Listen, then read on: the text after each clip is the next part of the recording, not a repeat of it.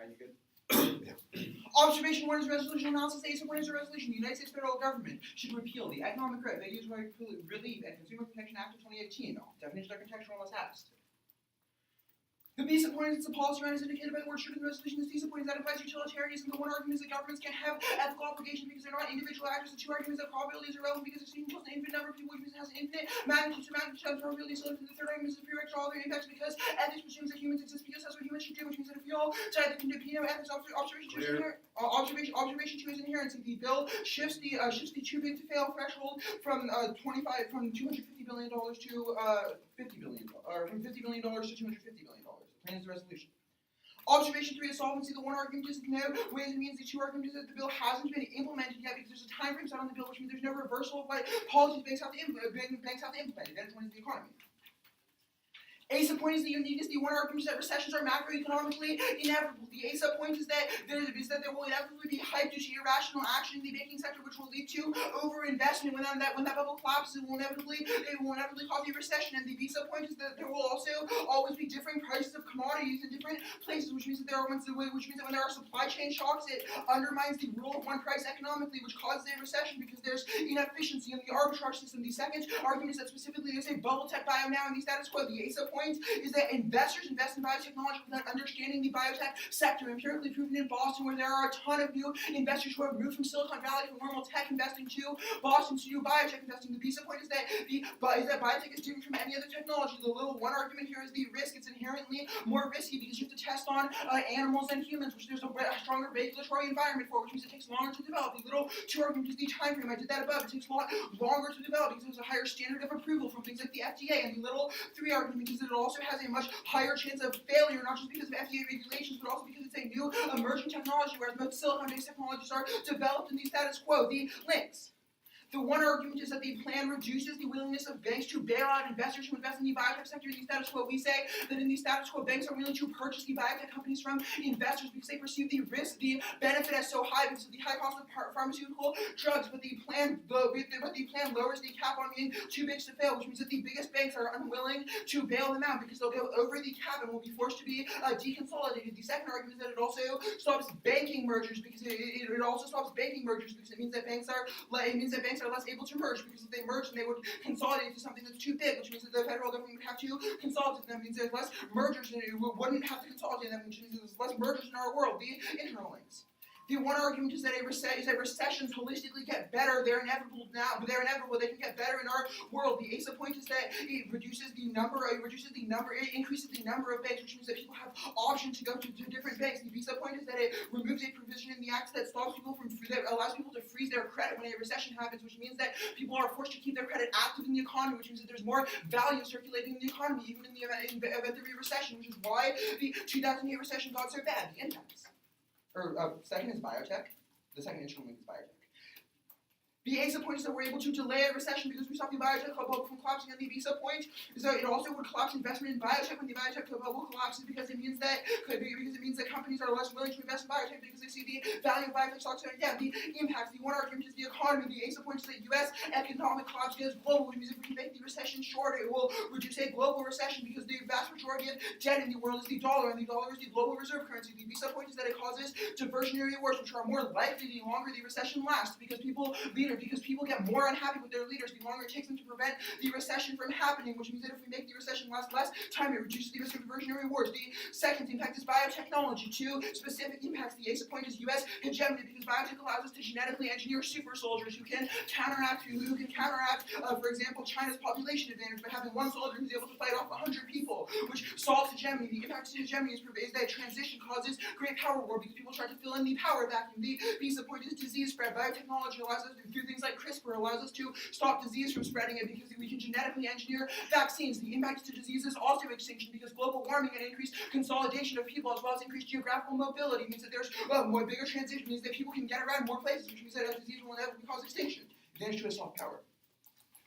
A is uniqueness. The one argument is that Trump's violations of the emoluments clause are lowering soft power. The status quo. The A's point is that the emoluments clause is the clause of the Constitution which says that you can't have a stake in private business while also being an elected official. The B's point is that Trump has massively violated this clause of the Constitution by refusing to put his assets in an ignorant trust and instead keeping them himself and allowing his family members as well to keep high positions in the administration. The second argument is that now is uniquely key. It's right after the midterms, which means that it's a key opportunity for Trump to signal to the world that he's shifting his policy to better engage in bipartisan action with the Democrats. The plan is going directly against Trump's emoluments clause interest, which means it sends a signal to the world that he's not always acting in the interest of his businesses, which has two implications. The ASA point is it restores soft power because even if his other actions are in line with his emoluments clause interests, this one isn't, which means he now has a better justification for his other actions being rational and just happening to align with those interests. And the B sub point is that this policy is uniquely key because it also attacks his friends in business and people who have supported him in his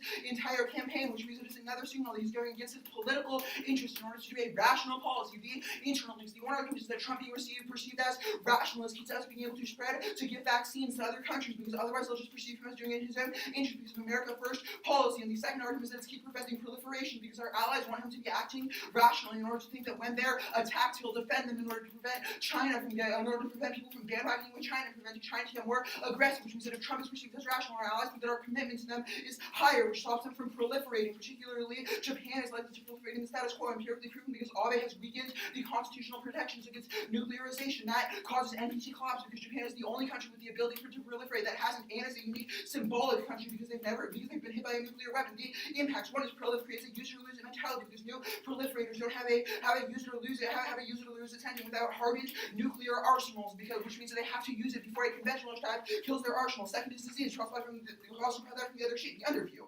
One argument is your qual were not vote affirmative to ensure that more people get to this university improves education. Second argument is we get to the way the applicants any negative advocacy is key to fairness. Otherwise, you miss 7 minutes of the morning, make us restart. Third argument is that policy education is prerequisite to education. Repeat the second one. Huh? Repeat the second one. Procedural. We get to weigh the applicants any negative advocacy. Anything we're submit 7 minutes. 3 is policy education. Prerequisite education. You have to understand the state before you critique it.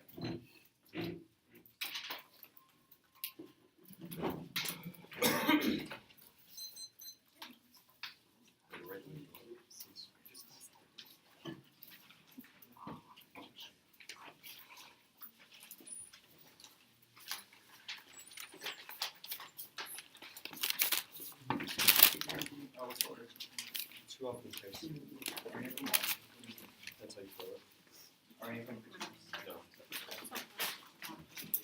you want to text them?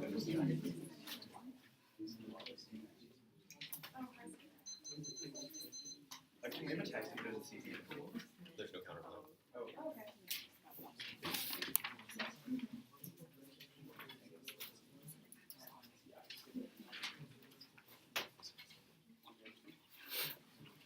Okay.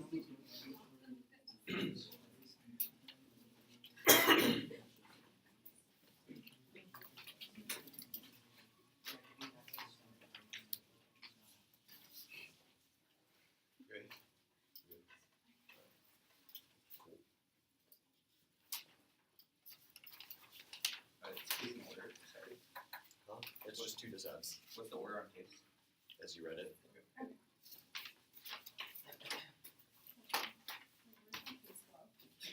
This is not. Okay, just let me know when y'all are good. It's here. Oh, well, I'm good at life film.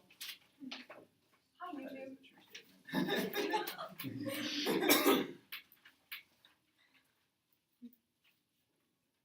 Okay, everyone all right? Mhm. All right.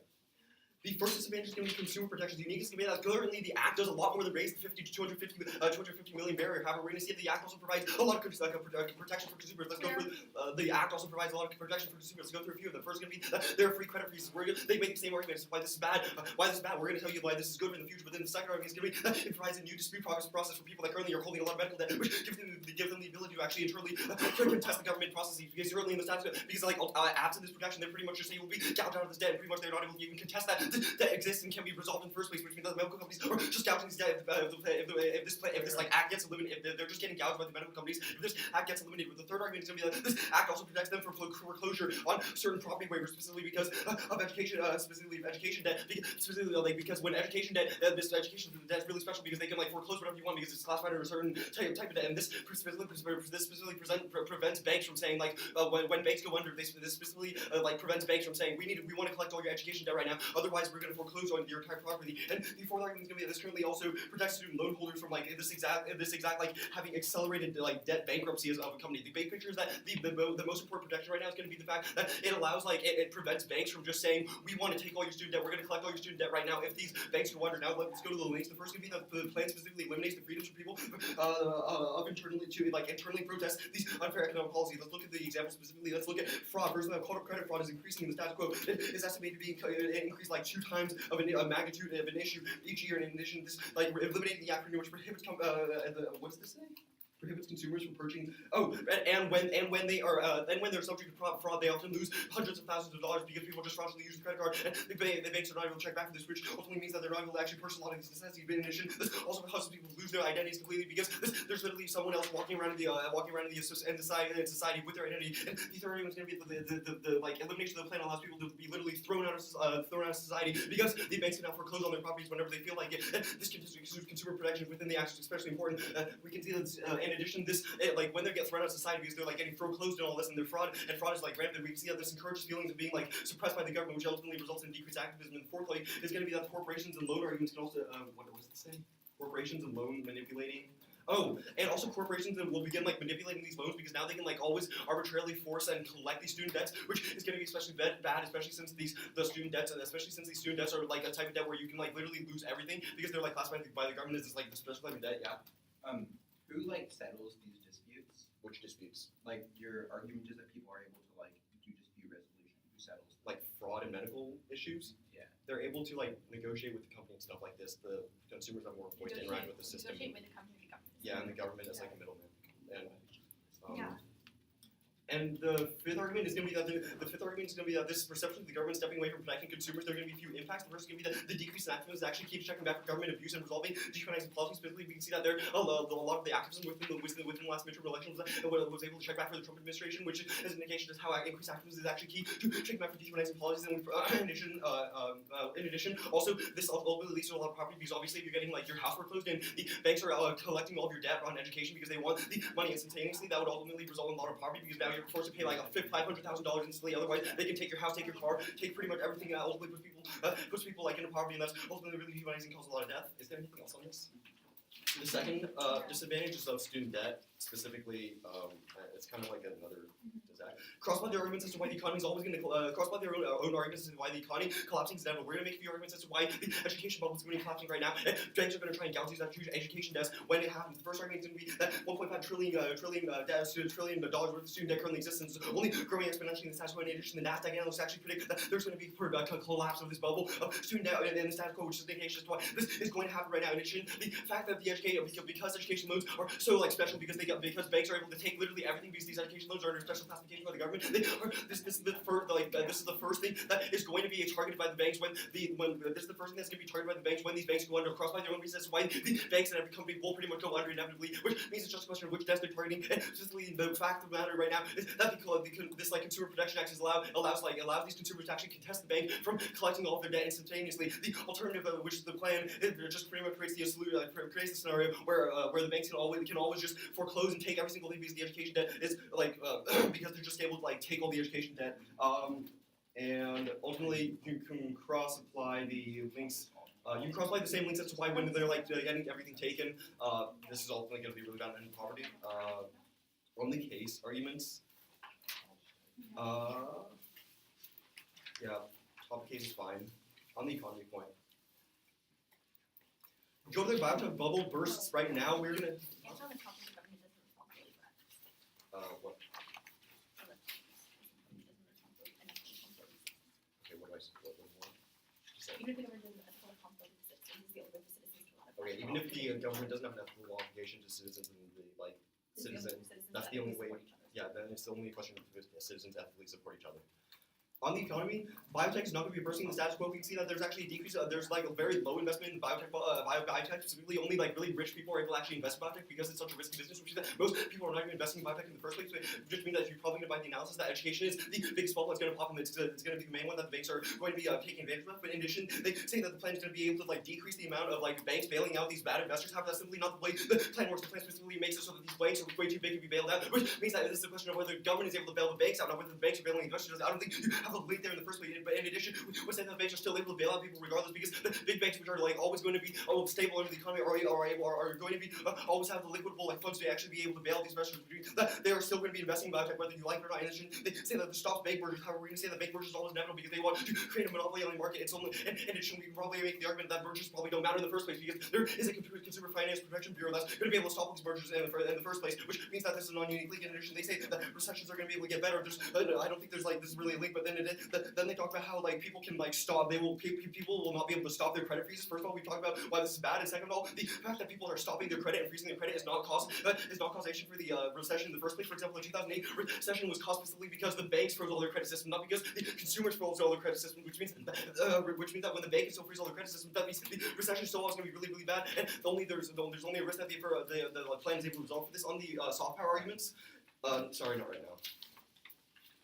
Soft power internally, though, you're probably not going to be able to solve for this. First of all, the first argument is going to be the Paris Climate Accords. They were literally one of 3 countries in the world that is not in the Paris Climate Accords, which means that we probably internally loop soft power. In addition, the second argument is going to be like the French President Macron literally rebutted Trump, which is an indication that like the entirety of the EU does not really think really highly of Trump. And this policy is probably not going to be any perceptual shift, especially at the point in which the Paris Climate Accords are weighing a lot more heavily than like one consumer protection bureau. They say that people then they say that this is like a fundamental like shift in Donald Trump's like ideology. However, this is probably not unique, especially at the point in which Donald Trump is still like aggressing against reporters and calling like his enemies the enemy of the people. Probably reason like why soft power is all going to be low. Then they say that like vaccines are going to need also undo all the impacts of the first advantage. Like we're probably returning those anyways because the argument is that when education debt collapses, that's more people that are entering debt and more people that are ruining the economy. Probably should say that. Then they say that vaccines are going to be like needing Trump to spread. Probably not true, especially at the point in which like vaccines are scientifically just like based in truth, which means people will respond to it. In addition, they say like Japan will prolife. However, the U.S. military is really strong. Probably means that Japan won't actually feel afraid of U.S. prolife.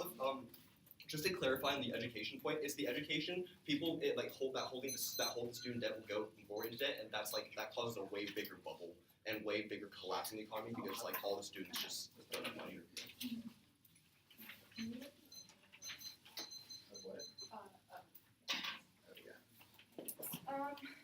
Okay.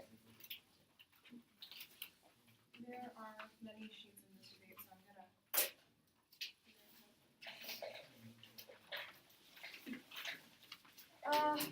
Order is going to be 2 new offs. Oh yeah, actually, under view first. 2 new offs. And then the topic case. App in order, neg in order. Dear Lord, I'm definitely organized today. Okay. So you have underview first and then 2 new offs. Yeah, so do you want me to like, oh, yeah, does anyone want to like have me repeat the order one more time in case? Also, if you text, like you Yeah, we'll pass. Yeah, we'll pass all of them. Okay.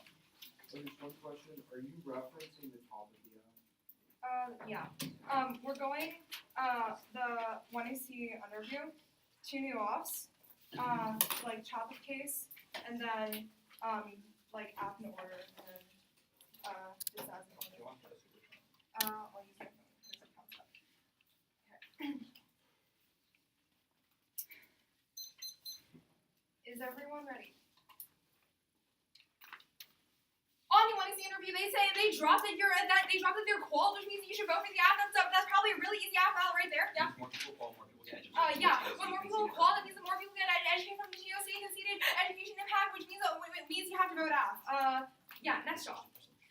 Interpretation: the negative is explicitly delineated in advocacy text 1. The resolution asks the app to repeal a bill. The negative must explicitly delineated in advocacy text 1. The resolution asks the app to repeal a bill. Violation. They obviously don't do that because they don't state their advocacy. And that the the standards 1 is what shoot. Wait, One is say in the 1NC.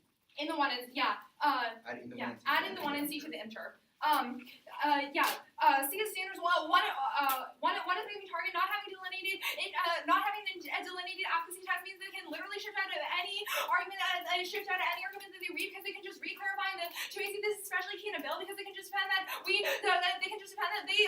support one small part of the bill. The second argument is ground is exposed. No, No, it also means that they can re-clarify a part of the bill that they defend in the 2NC Also- of any offense we put on his head. Yeah, also they can re-clarify any part of the bill they in the 2NC to resolve any of the offense we put on their disads. The second argument is that this takes away this explodes net ground because it literally allows them infinite advocacies because they don't have to clarify the voter ideas of voters fairness to voter because debate is a game and there's no and you have no jurisdiction to vote on who did the voter debating if the debate wasn't fair and educated the voter because it's the only probable impact from the round and the only reason why schools want to debate prefer giving the interpretations of reasonability because reasonability is arbitrary and causes judicial intervention and theories arbitrary because they have to evaluate the rules of the game before they can play it. Next off. A's interpretation, the 1NC must take one POI per disad on that per disad they read in this 1NC. The 1NC must take one POI per disad they read in the 1NC. In the 1NC. Violation, they obviously don't do that. They don't badass multiple POIs and they're disads, but they don't take it. These standards first is time, so we don't have enough time to that means that we don't actually have the ability to prep against their arguments, which is probably really bad. Makes the debate significantly more skewed. Any other standards? Yeah, education, we don't know what they're saying. Yeah, so the second argument is education. We literally don't know what they're saying, which means we don't get education from the round crossed by the voters and the underview from the last gel. Also no RBIs because people shouldn't win just because they're fair, and also RBIs are bad. Just don't do it. Just don't do it. On the topic case. Overview on topic case, conceded util framing out of the 1AC probably means that the only impact we can validate in this round is extinction. That means that all of their negatives is completely irrelevant because they have zero util impacts. Go on the line by line. The only response they put to that they read on the framework is essentially to our first one, which says that this is the only reason. This is just a reason why people have to consolidate themselves. That's not directly responsive, but also to extend the second two words. So that say that probability is completely the second two arguments, which say that probability is irrelevant, which means they have to validate on magnitude first, and extinction is a prerequisite to ethics because you have to be alive for ethics to exist in the first place. That probably means that it's pretty devastating at this point. Yeah. No new 2NC answers to concede arguments out of the 1NC. Yeah. No to 2NC arguments out of consider arguments in the 1NC. This skews the empty strategy and allows them to collapse to really use things. On the econ advantage.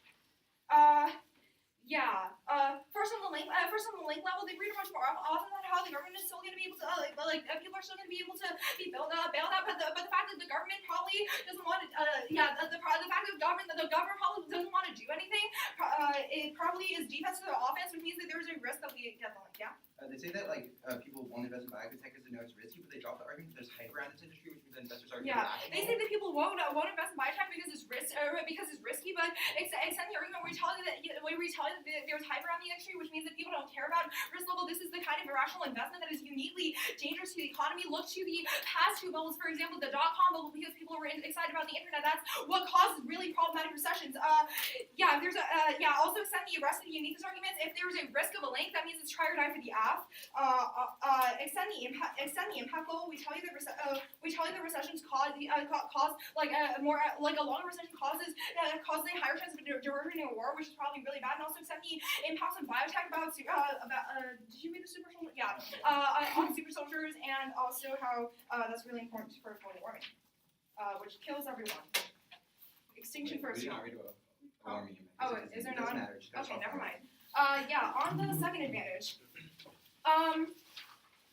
Extend the uniqueness arguments. They say that this doesn't matter because the Paris Accords probably outweigh when we tell you that this is probably a prerequisite to Trump backing out of the Paris Accords, because the reason why he backs into the Paris Accords is because he wants oil and gas to survive in the United States, which is probably still driven by business interests, which means that this is a prerequisite.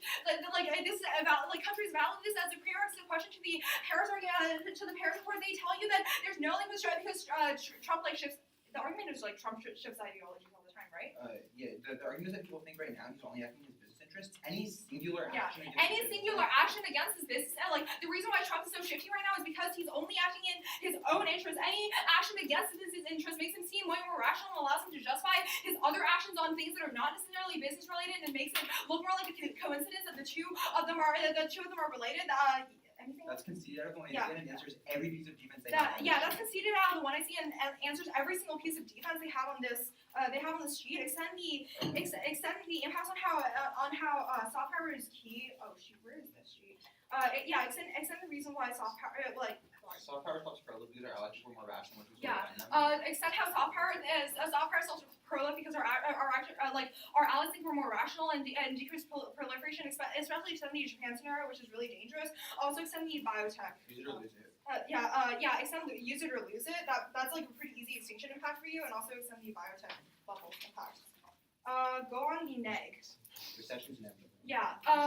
First of all, extend the unique arguments we read out of the one I see, which says that recessions are inevitable. That probably means that their impacts are going to be inevitable. Also, going to the link level of their first disbanded, where we tell you that people are going where they tell you that this stops them from negotiating. That's probably terminally non-unique. When individuals try to negotiate with large corporations, who's going to win? The corporation, obviously, because people, first of all, don't have the experience in negotiating. The corporations are literally built to negotiate their way around things. And second of all, people are probably less likely to be able to hire individual lawyers. This is especially true in student loan cases. In the case that they talk about, these people are not people who have the ability to hire like really fancy lawyers to make sure that they win these negotiations. Yeah. People perceive the government as being more anti-business because Trump breaks his emoluments clause commitments, and they're more willing to sue.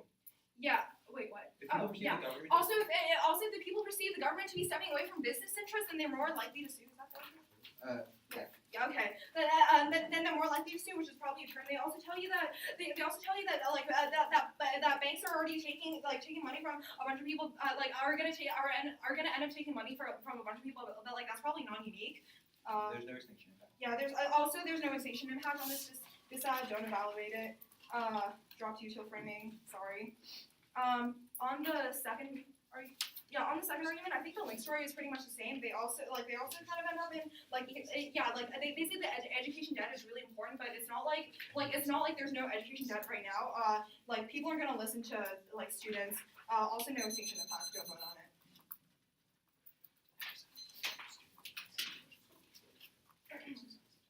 What's the order?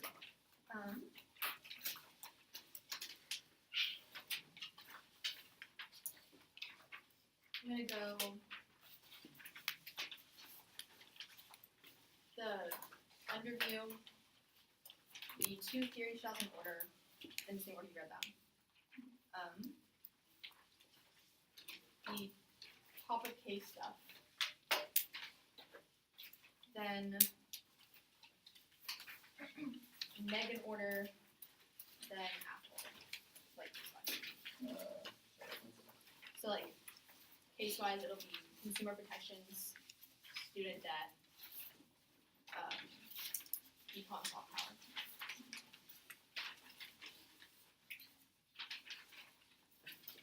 Are you going? Okay, so just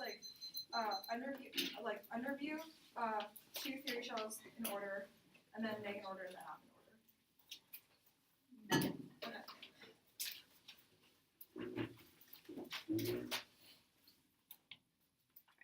Everybody ready? Starting time.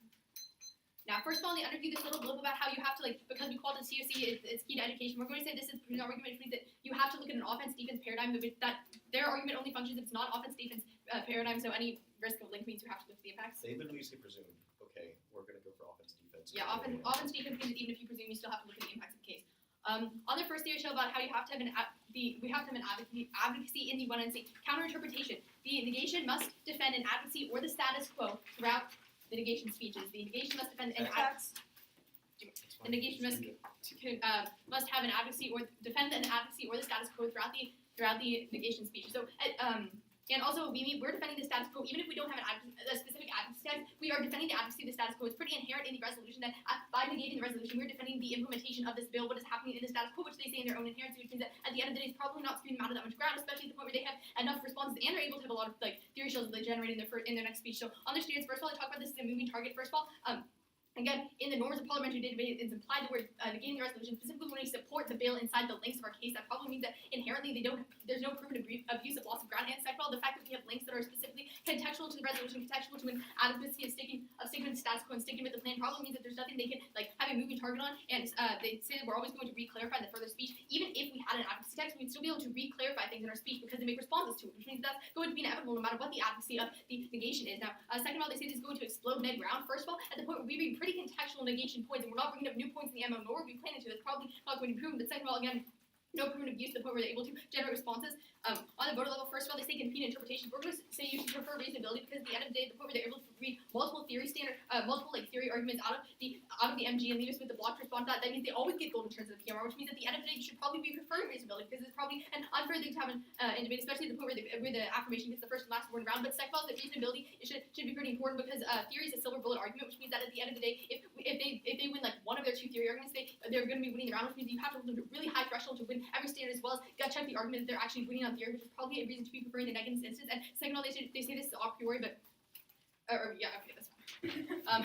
On their second theory about having one POI per disadvantage counter-interpretation, the negation must take one question per speech when the affirmation takes one question per speech. At the end of the day, you can look at the fact that they took one question per speech, which means that we should be held to a higher burden than them, especially at the point where I already talked about with the affirmation gets the first and last word in the round, which probably means that if they take one question per speech, then we should be obligated to do the same. It is not fair if there's no reciprocity. So counter-standard first is that reciprocity, because if they're holding the negation to a higher standard than the affirmation, especially when the affirmation has these proven biases in the round, that's probably a reason why you should be erring on the side of negation on this. On their standards of time skew, first of all, it's probably resolved in the round to the point where both of us are wasting time on theory, and they probably didn't need to run this theory in the first place, but it seems pretty clear what the negation advocacy has been throughout this entire round. Second of all, they talk about education, but at the end of the day, when we're both able to generate lots of unique offense on both points, that's probably a reason why there's no proven abuse in this. They don't have any reason why you should be preferring possible abuse in this round to proven abuse, which is again a reason to be erring on the side of negation on this. And then anything else? On the must specify advocacy, could have asked a question on that one. But yeah, also on the must specify advocacy, you could have asked a question. My partner did accept a question in speech, so you could use it for that. Now on to the overview sheet. First of all, they talk about utilitarianism. We're going to make the argument that my partner specifically makes the argument that we solve the same economic collapse they're talking about. They impact out this economic collapse to extinction. We say that this overall economic collapse is going to be worse if you don't solve for the student debt bubble. That means at the end of the day, we are still reaching out to the same impacts, even if we don't explicitly articulate it. We say that they're going to make the status quo worse. They're going to make the collapse worse, which means we're still having unique offense turns about how they're going to make this extinction worse, which means we're still debating about that in the round. And second of all, we're going to say utilitarianism also probably includes protecting the lives of a lot of people who are being manipulated by the government right now, which means we're still able to access that. Next, they say that there should be no new responses in the 2NC to things that weren't clarified in the 1N. First of all, this is a constructive speech. If I'm not allowed to make new responses and new articulations, if I'm not allowed to re-clarify things, then I don't know what the purpose of the speech is at the point where the LO goes right after me. And second of all, at the point where they read two new theory shells, that means they're able to get a lot of gold in terms of the PMR, so I should probably be able to make new responses in my constructive speech too.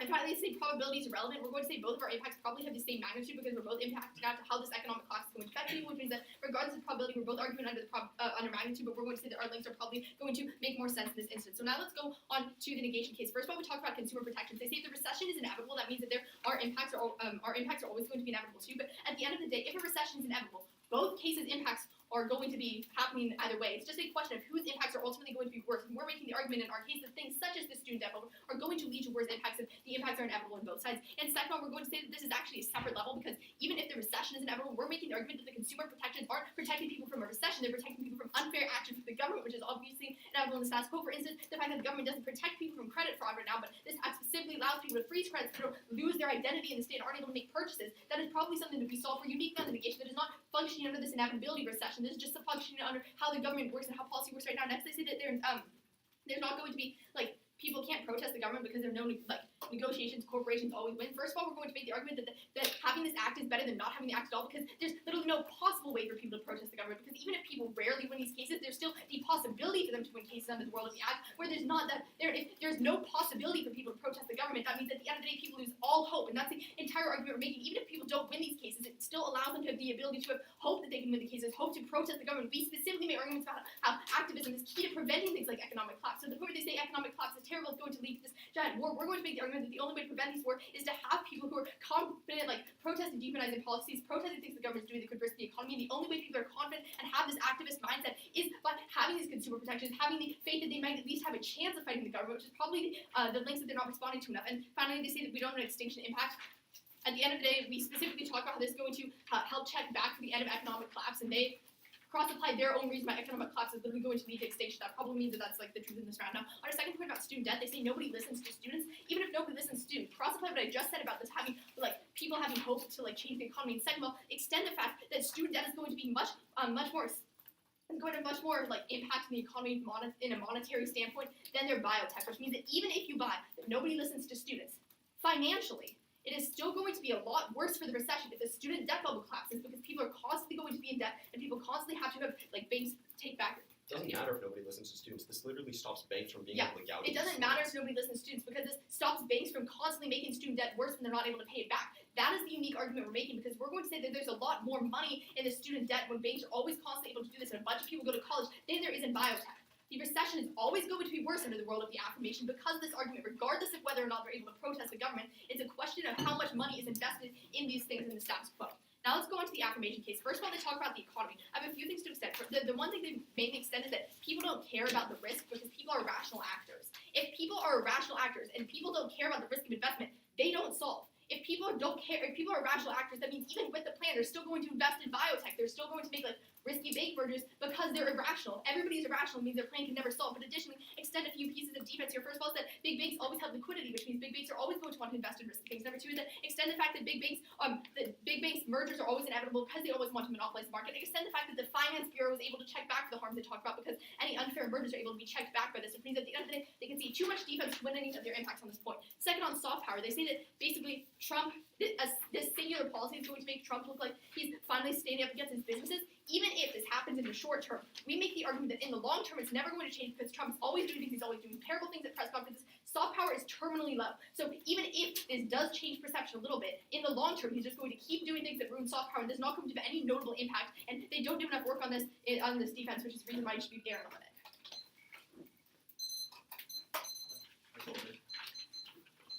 Overview. Oh, can I put it on a new sheet or? Sure.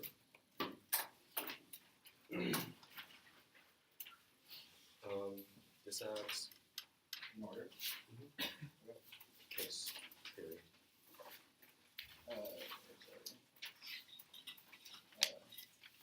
could put the underview on top just because I'm going to say like 3 sentences about it. Underview before the overview or? Underview and then an overview. So underview, overview, sorry, just as in order, Case theory. case in order, theory, do you want the top of the case sheet?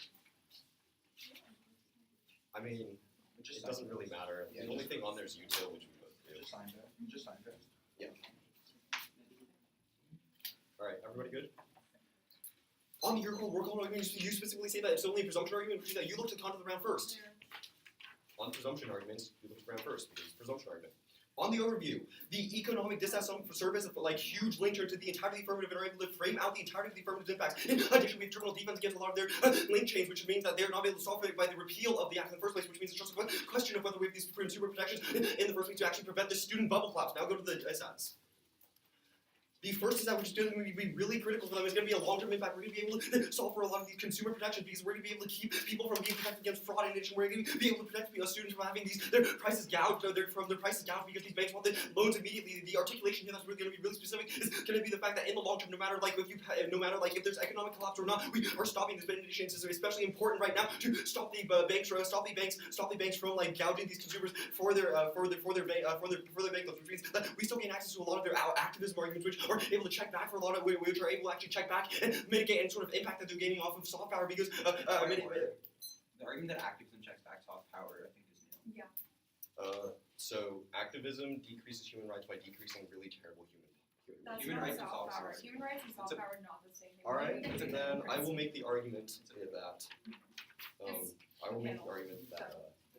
human rights are just inherently good, which you should, as a judge, protect. All right. Human rights are probably a really good thing and is uniquely good for voting for the negative. In addition, on the economy, they have conceded too many arguments as to why the education bubble is going to be collapsing right now. It's going to be the next bubble to collapse. They never provide contextualization to when the biotech bubble is going to collapse. They only provide information as to how biotech is going to collapse at some point. But we provide specific analysis to how the NASDAQ analysts literally say that the education bubble is going to be the next one to collapse. In addition, the fact that we currently have $1.5 trillion in education debt is going to be especially important for protecting these education for protecting students because they've now conceded all the arguments as to why when the next big huge recession going to happen, that means that they turn straight to education. That they can see the reasons as to they can see the reasons why education is uniquely key and why they're able to like take literally everything because of this education to collect all this education debt because it's such a special debt, which means that this is the only path towards economic collapse because all the students that hold this economic debt now literally don't have access to any of their money, which means that this is like just the massive link turn to all of their arguments as to why nuclear war is going to happen.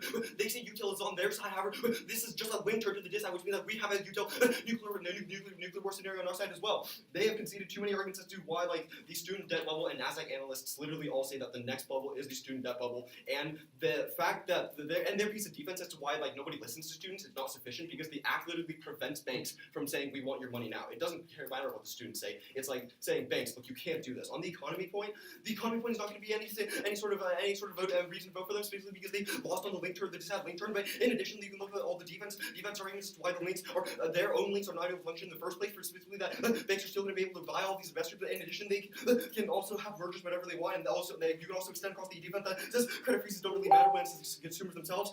And you can also extend across the analysis that like it's only the rich people doing biotech right now. Their extension of like how there's a lot of hype around it is non-interactive with the fact that it's rich people doing it right now, not a lot of people doing it right now, which means the rich people have a bunch of hype over it and are doing it a lot, but those are only a few people, which means that the biotech bubble is not the next collapse, rather the student debt bubble. On the question of soft power probably terminally, though I think Sophie's already done a bunch of analysis on why this is fact. On theory, this is going to be their only out throughout the round. However, the overview on theory is that NP theory is probably going to be held to a really high standard and be very skeptical of this. We probably extend the reasons why they get golden turns to PMR. I think articulating this argument as a high standard instead of as a justification for reasonability is new. Okay, so reasonability. I say high standard is my reasonability civil war argument with golden turns. I'm just simply re-articulating the framing that, like, look, if you're going to read MG theory, then be held to a very high standard because you get golden turns in the PMR, which is why reasonability is good. Hold it to a really high standard. We go for reasonability. They've not shown any proven abuse, and probably partly, in addition, probably like the fact that we don't say what we're defending because like it's just implied that we defend the status quo. Literally, that what we do every other round is probably able to check back. Also, the defensive arguments is why they could have asked a question and probably gotten our advocacy facts in the first place are also able to check back because there's no proven abuse. Probably could have avoided any sort of proven abuse in the first place. That you don't go on theory. In addition, we would say that the counter interpretations are also able to resolve back for a lot of these a lot of the questions. They say that there's going to be a moving target. However, like when through our counter interpretation we're not implicitly stating that we're defending the status quo is also not going to be a moving target because we've not specified any sort of like new interpretation in this. So there's no indirect abuse. But in addition, the question of like exposed net ground, while our counter interpretation also limits net ground, which means that we probably are going to win on this. Like the counter interpretation are probably good. Don't find too much and on the question of questions or let's take a question per thing. I think there's enough analysis on that. Just high standard reasonability. Right. The order is an overview, which you can either put on your sheet or wherever you put the one in our overview. And then the theory arguments in order, then the underview, then solvency, then advantage 2, then advantage 1, then the econ disad, or the consumer protection disad, then the student loan disad.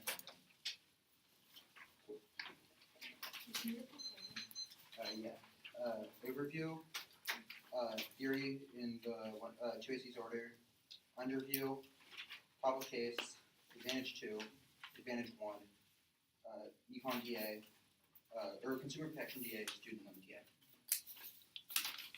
Anyone already?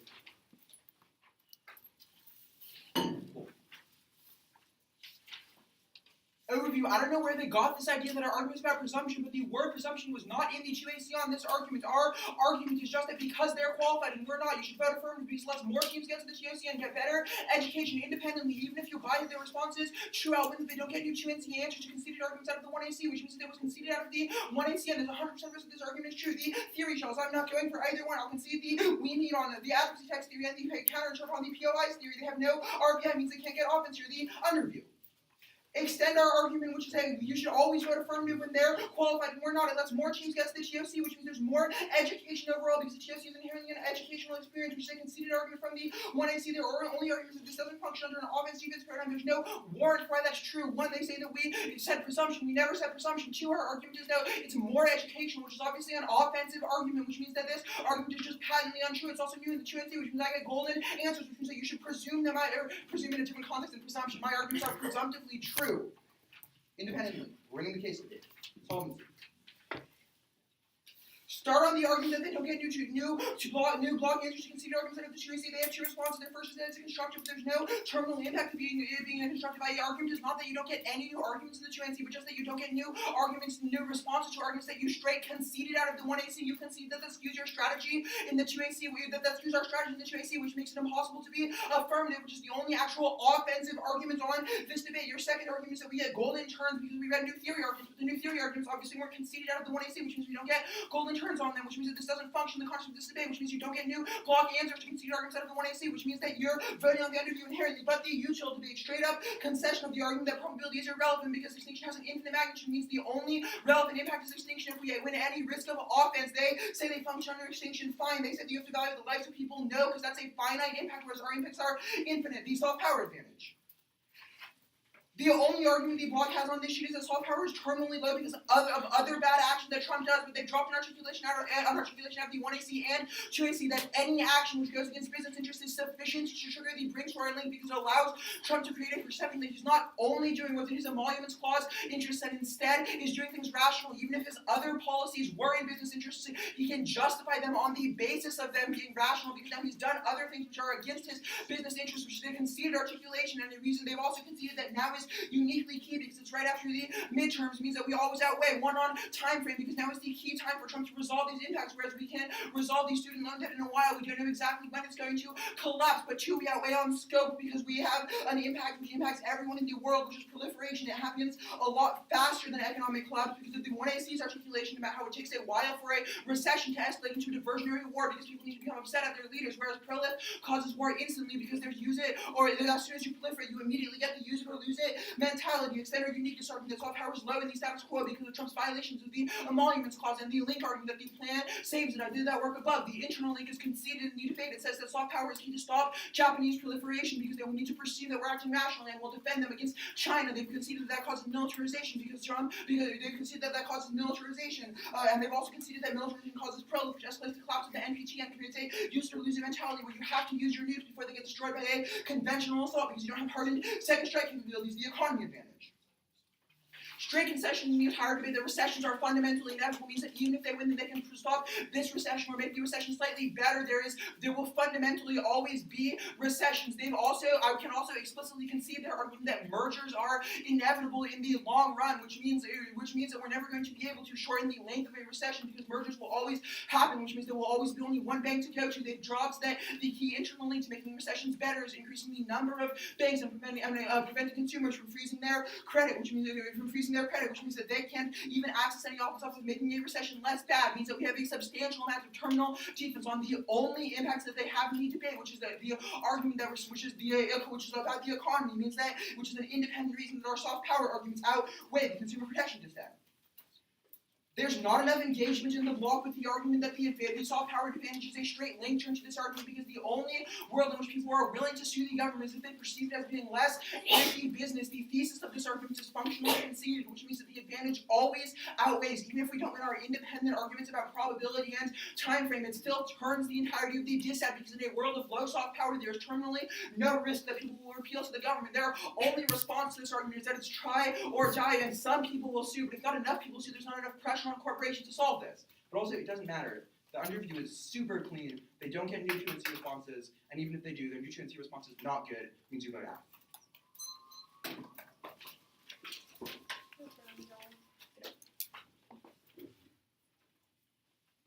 Also, I wrote the question.